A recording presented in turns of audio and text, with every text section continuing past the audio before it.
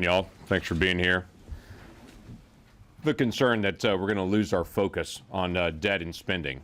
There are a lot of national issues that we face right now, all of them very important to us. But the debt issue still remains as one of those primary issues that has to be resolved, and it can be resolved. There's this belief somehow that it's so large, it's so difficult to take on, it's not fixable. It is fixable. So what I want to have is some way that we can actually lay a plan in place and we can start to identify some of these issues. Let me tell you what I mean by it. On our current pace, let's say we were to actually put into place the budget that we have and actually fulfill it. That means in 10 years from now, we'd be back to balance. We would go from about $450 billion in deficit spending this year to balanced budget in 10 years. Let's just hypothetically say the 11th year, we had a $50 billion surplus. Be a pretty good surplus for us. If we had a $50 billion surplus in the 11th year, if we did that, we would have to continue to do it every year for the next 460 years to pay off our debt. If we had a $50 billion surplus, it would take 460 years to pay off our debt if we finish out this window. Now, let's just say we balance it next year. If we balance it next year, then it's only a measly 380 years that we have to have a $50 billion surplus. I think we're losing track of how difficult this is really going to be long term and what needs to be done. Every state has a requirement that they're going to balance their budget. They have a budget, they live by that budget, and they function under it, except for the federal government. The federal government doesn't ask, how much do we have? The federal government asks, what do we want to do? And they just put it into practice. So there are process issues that need to be resolved. So what we're trying to do with this is we're trying to approach and to say, here are a set of solutions that we have. This is not an exhaustive list. This is not everything that's out there. This is just a list of ideas that we have. And then we're throwing those out there. Obviously, Dr. Tom Coburn made government waste his primary focus. He was excellent at articulating those issues. This is not an attempt to try to carry on his legacy. There aren't two Dr. Coburns in the world. There's only one. But he often said there should be 535 waste books that are out there. Every office should focus in on this. Every office should look for it. And this is our attempt to say we're going to put this out there, and we're going to also try to find other offices that are also focusing on this and find areas of common ground and try to get started on this. The Fumble book that we have isn't just waste. It's also areas where the federal government's violated its trust responsibilities. Waste of taxpayer dollars, programs that are ripe with fraud, duplication and inefficiency, over-regulating that raises the cost of goods and services for the consumer, and government processes that deceive taxpayers and add to those families' debt responsibilities. With each of the issues, we also lay out a solution.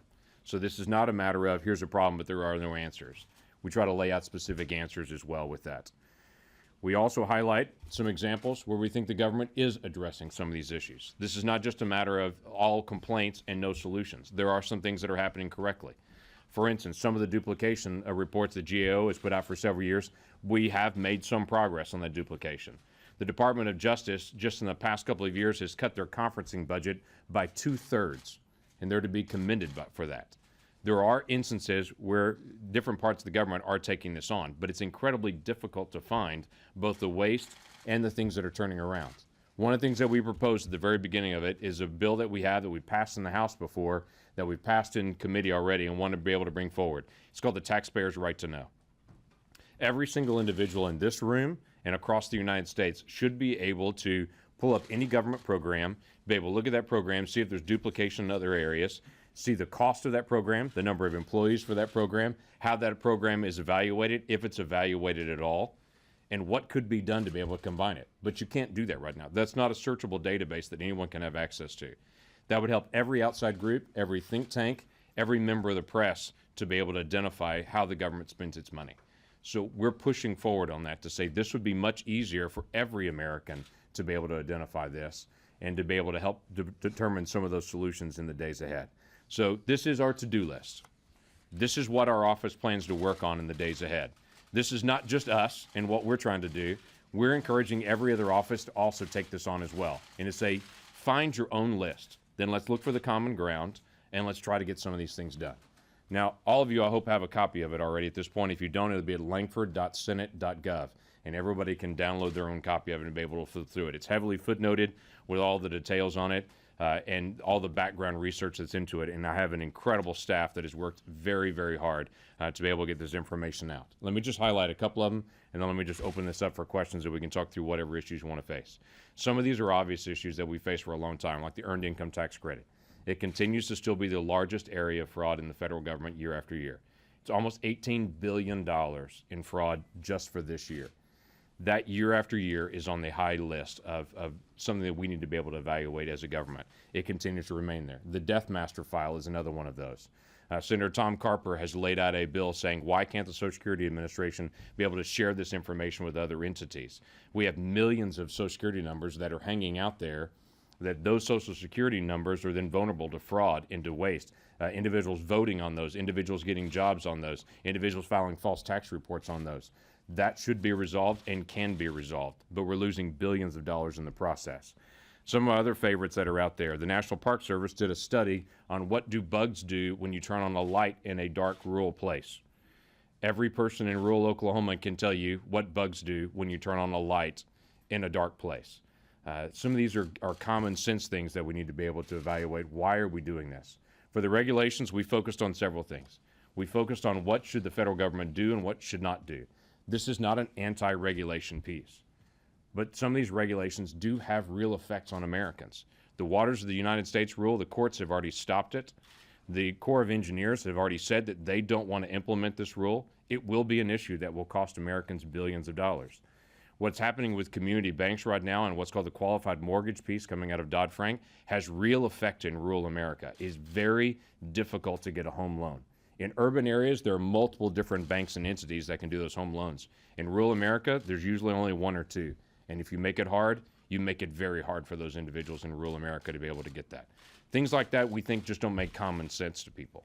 So I want to try to address some of those. Some of them are also process pieces. It is no secret that I've had a lot of frustration with what's called the changes in mandatory programs, the CHIMPs. The Crime Victims Fund has been used year after year as an offset. And year after year, it's just additional debt. It's a Washington budget game that needs to be addressed and needs to be removed entirely from the budget process. The same thing with the corporate payment shifts. The corporate payment shifts just assume that if you move that corporate payment a couple of months or 1 month, then suddenly you're back in balance at that point. But if you add 10 years plus 1 month, it's no savings at all. That's just a Washington budget game.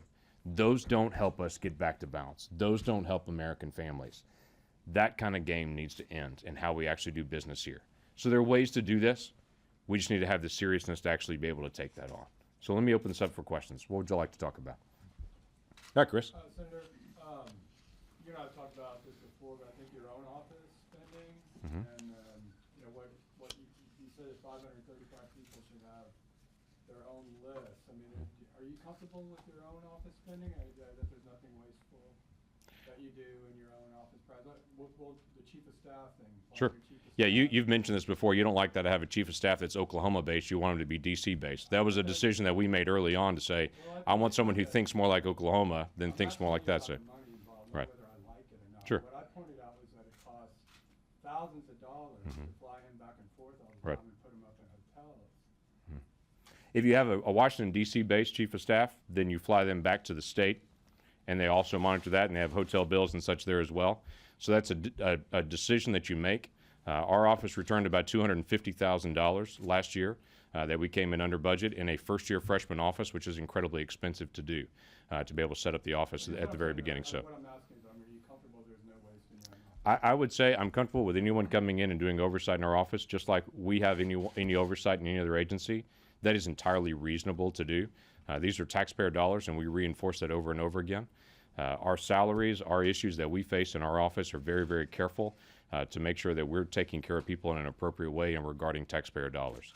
But I would say oversight is always a good thing. The other question, you had one of your items, and this one is about publicly funded stadiums or publicly subsidized stadiums.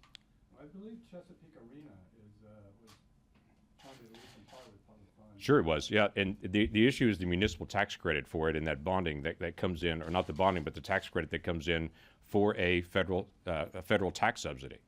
What I've said is, why are the people of Oklahoma paying for a stadium somewhere else or helping offset that cost? And why are the people in other states helping fund something that's in Oklahoma?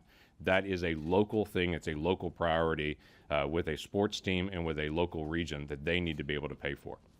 Yes, sir. Senator, what about clawing back some of this money? Is there any way to retrieve some of it? Is there any way to hold some of these people accountable? That's the hard part, as you know well, with the federal government. It's very difficult to be able to hold people to account. Government employees are not held to account the same way they would be in a business. If there's overspending in some areas in the business and a contract went bad, right now the group that's held to account on that is the taxpayer, not the contractor, not the government employee on this. Now, this is not just a headhunting for every government employee. We have a lot of great folks that serve our federal government and work very, very hard in very difficult situations.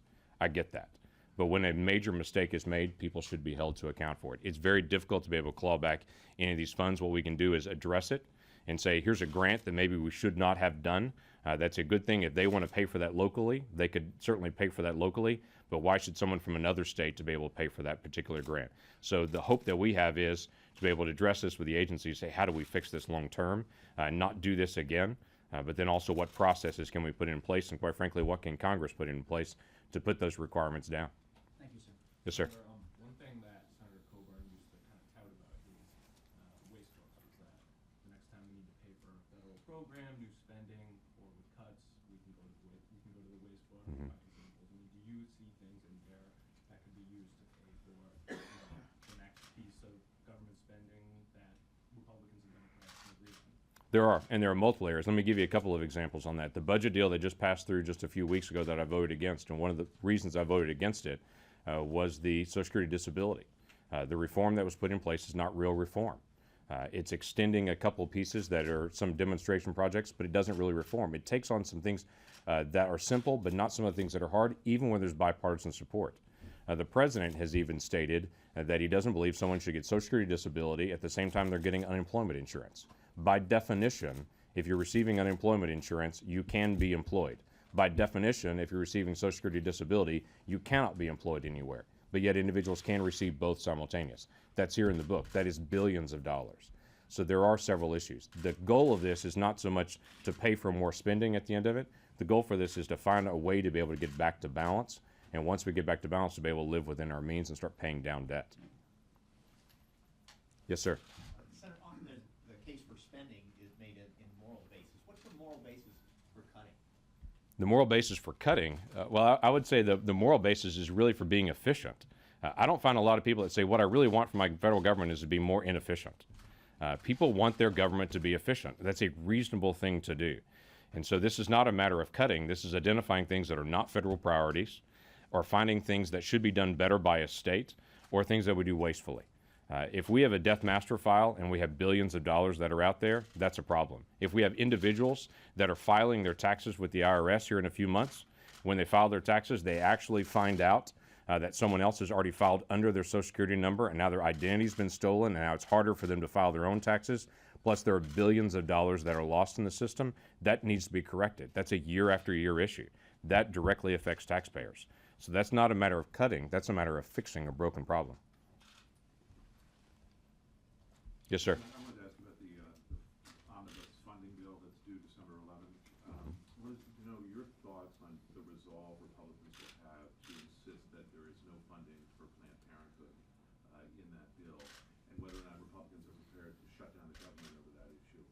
And related, the shooting over the weekend in Colorado, does that make it a little bit more politically difficult, or does it change the dynamics at all as it relates to the funding fight over Planned Parenthood? As far as the funding fight on Planned Parenthood, I think it should be an ongoing issue. This is not new. I mean, this has been an ongoing issue for years now, to say what amount of dollars will go towards Planned Parenthood, who's the single largest provider of abortion in the country. There is a significant group of people across the country that have a real problem with that. And I think that has to be addressed, and that may take years to get that done, but that needs to be done. And there'll be ongoing riders and all kinds of conversation. I won't get into that.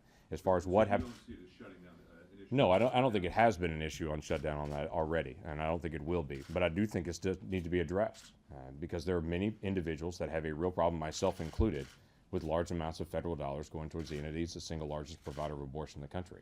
As far as what happened this past weekend in Colorado is heart-wrenching. No one who stands up for life says the way that you protest is to go kill people. That makes no rational sense.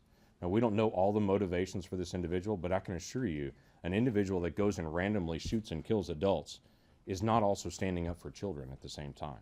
That doesn't make moral sense. That doesn't make rational sense between the two.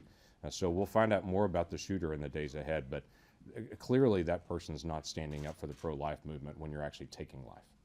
Yes, sir. Senator, what about this idea of maybe, we don't know whether the Planned Parenthood provisions will be in the reconciliation package or not. And if that changes this issue or not, especially someone like yourself who's very pro-life, if it's not, you know, that could be used as kind of a fulcrum as to whether or not they can move reconciliation one way or the other. If it's in, it might help. If it's out, it might help. There's multiple different vehicles. Obviously, reconciliations, one of those, appropriation bills are another one.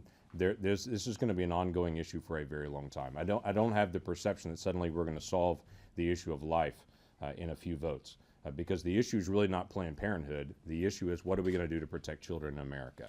That's the bigger issue. Planned Parenthood in some ways ends up being the shiny object that everyone's focused on currently, but the real issue is, what are we doing to protect the life of children? But do you think it matters one way or the other on moving the overall reconciliation package? Couldn't even begin to guess that. You would prefer it to be in. I'd prefer it to be in everything, but that's just a different preference. Last question, one more? All right, thank you, everyone. Thanks, y'all. Thanks.